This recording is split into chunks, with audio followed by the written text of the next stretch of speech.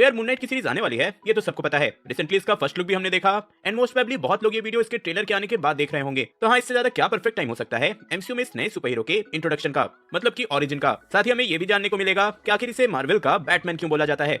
Moon night एक mark Spectre का जन्म हुआ था एक ज्यू फैमिली में। बचपन से ही उसके और उसके फैमिली को डिस्क्रिमिनेशन का सामना करना पड़ा था और ये ऑब्वियस भी था क्योंकि वो टाइम था हिटलर का। उसके पेरेंट्स किसी तरह से नाजी प्रोसिक्यूशन से बच के शिकागो आ गए थे और बचपन से ही इतने सारे इंसिडेंट्स, इतने सारे सैड इवेंट्स के चलते माँ को डिसोसिएटिव आइडेंटिटी डिसऑर्डर हो गया और यहीं पे उसकी दो आइडेंटिटी बनी, स्टीवन ग्रांट और जैक लॉकली की। आगे चलकर मार्क अमेरिकन मरीन का पार्ट बना, मतलब वहाँ की मिलिट्री का, लेकिन अपने मेंटल डिसऑर्डर के चलते उसे वहाँ से हटा दिया गया। कुछ टाइम के लिए वो सीआईए में भी रहा और फिर ये काम भी छोड़कर वो एक फ्रीलांस फाइटर बन गया, या फिर कह सकते हो कि मर्सनरी बन गया। इन्हीं सब कामों से उसे hand to hand combat, planning, execution, spy, इन सब का एक्सपीरियंस भी मिला। ऐसा ही एक काम करने के टाइम उसकी फ्रेंडशिप फ्रेंची से हो गई और दोनों ने ही छोटे मोटे मिशन साथ में किए। एंड ऐसी एक मिशन के लिए राउल बुशमन नाम के एक कैरेक्टर ने उन्हें हायर किया। बुशमन इन दोनों और कुछ आर्कियोलॉजिस्ट के साथ एक एंशिएंट इजिप्शियन टूम को ढूंढने जा रहा था। खबर ऐसी थी कि टॉम में बहुत सारा खजाना भरा पड़ा है।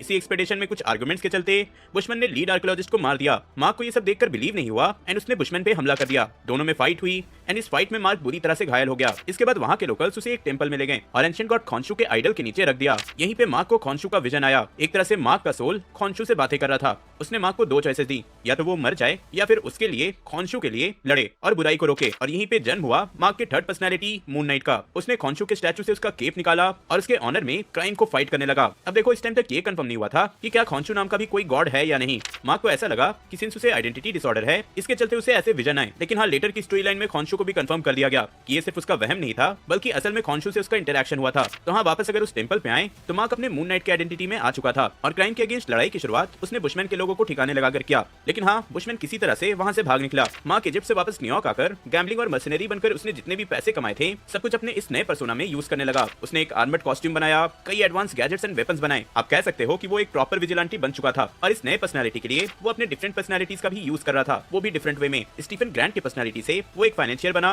Obviously for financial support. Jack Lockley के पर्सनालिटी से वो एक कैब ड्राइवर बना, जिससे कि वो स्ट्रीट लेवल पे इंफॉर्मेशन कलेक्ट करता था एंड उस इंफॉर्मेशन से मून नाइट अपना काम। तो हाँ, यहाँ तक मून नाइट की ओरिजिन हो जाती है और इसकी स्टोरी की शुरुआत होती है, जिसमें कई सारे स्टोरी लाइंस में इस कैरेक्टर का बहुत ही इंपॉर्टेंट रोल रहा है। सबसे पहले तो वेयरवुल्फ बाय नाइट की स्टोरी लाइन में, जहाँ इनिशियली उसे हायर किया जाता है वेयरवुल्फ को पकड़ने के लिए एंड लेटर उसे रियलाइज होता है कि जिन्होंने उसे हायर किया है वो वेयरवुल्फ को एज अ वेपन यूज करना चाहते हैं। रिजल्ट होता है इन दोनों का टीम अप। फिर देखो, सिर्फ इसी टीम का ये कैरेक्टर पार्ट नहीं रहा है, कुछ टाइम के लिए वो वेस्ट कोस्ट एवेंजर्स का भी पार्ट था। इस टीम में Kate Bishop, America Chavez, War Machine and even Iron Man भी थे। कॉमिक्स में इन्फिनिटी वॉर की स्टोरी लाइन में भी इसका छोटा सा पार्ट था।